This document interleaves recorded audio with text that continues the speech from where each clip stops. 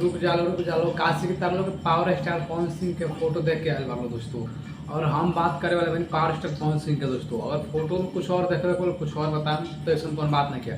और इन हमके नॉलेज कहाँ से मिलल बा, एगो वेबसाइट होला हो जैसे जौन की पवन सिंह अपन अपडेट डाले ना हमने के बताए रहे भाई लोग। तो भाई लोग अगर पावर स्टार के फैंस हो तो आप लोग चैनल के सब्सक्राइब कर ले बोलो। हम बताए वाला बानी कि पावर स्टार पवन सिंह जी जौन की बॉलीवुड में एंट्री कर चुके बारन। जी हाँ, इनकर जौन की 2 गाना आवल बा बॉलीवुड में राजकुमार राव के साथ। तो जौन की ए बार गाना आई ना पवन सिंह खुद अकेले और बॉलीवुड सॉन्ग आई। और बता दें कि बॉलीवुड में मतलब सॉन्ग अला के बाद अगर वो सॉन्ग अगर ब्लॉकबस्टर हो गई ना पावर स्टार के जो ना कि बॉलीवुड में मूवी भी आई।